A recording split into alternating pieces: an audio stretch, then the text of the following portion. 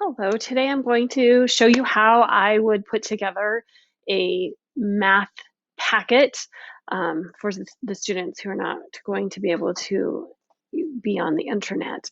So I have two things going on. First, I have gone to my math lesson, and then I have opened a blank Google Doc. I'm going to name it with the day that I would expect the child to do the work. So I'm going to put Monday, April 13th. That way they won't get things out of order. All right, so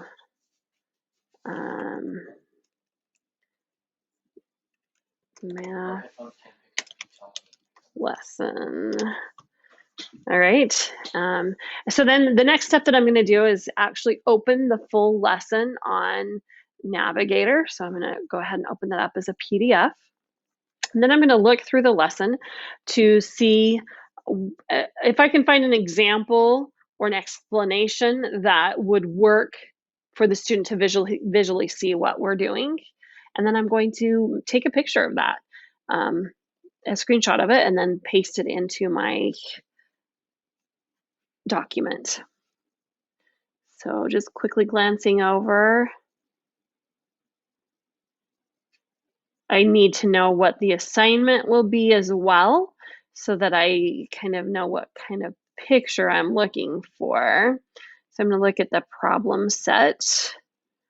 Perfect.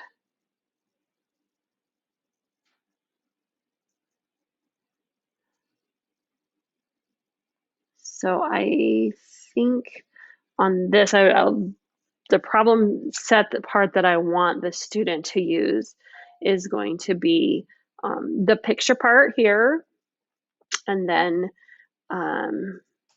number 6 as well. So let me go back up to my lesson and see if there's a drawing that can kind of help. So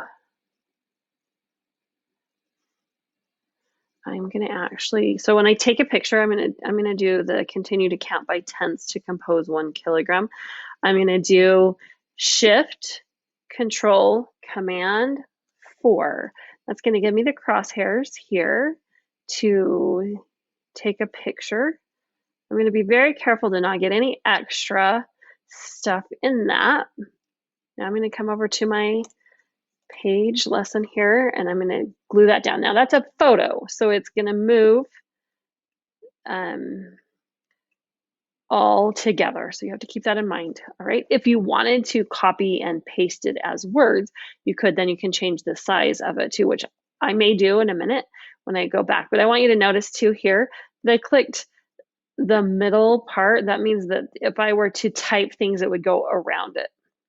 But now I'm going to go back to my lesson, and I'm going to, again, take the picture. It's Shift, Control, Command 4, all at the same time.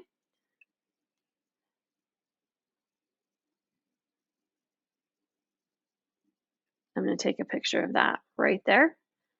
And then I am going to come to the bottom of that picture. So I have to make sure that I'm over to the side, and then I'll just move down.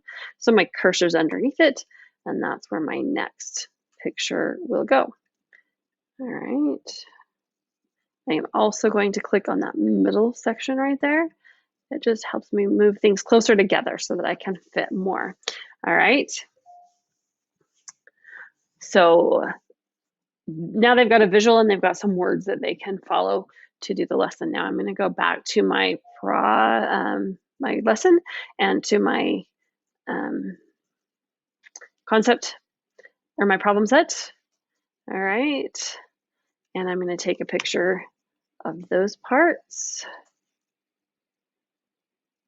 And again, I'm going to try to make sure that I get just the minimum pieces that I need in there. And then I'm going to put that in. I can reduce the size a little bit. I'm also going to change my page setup so that it's I can fit as much in. I'm going to do 0.5 for each of those margins, the top, the bottom, the left, and the right. That just is going to give me a little bit more space. All right. Oh, I know I need to come down and click in that middle part right there. Then I can move it up a little bit. All right. Now all of that will fit on one page. And then I'm going to come down, bring my cursor down. I'm just pushing the return button. And now I can go to this next page right here, and I can actually take a screenshot of that whole page, or I can look at my exit ticket and use that. I want them to get the most practice that they can. So I'm going to come right down. Nope, I'm going to have to do 2 pictures here. So I'm going to take a picture of number 4. Of course, now the other way you could do this is just really send home the homework piece all by itself without any instructions, without any, because I'm taking a screenshot, I can cut out those bottom pieces that I don't need and put it there. So now I have page 1 for Monday, page 2 for Monday, and then I'm going to go here and I'm going to put Tuesday.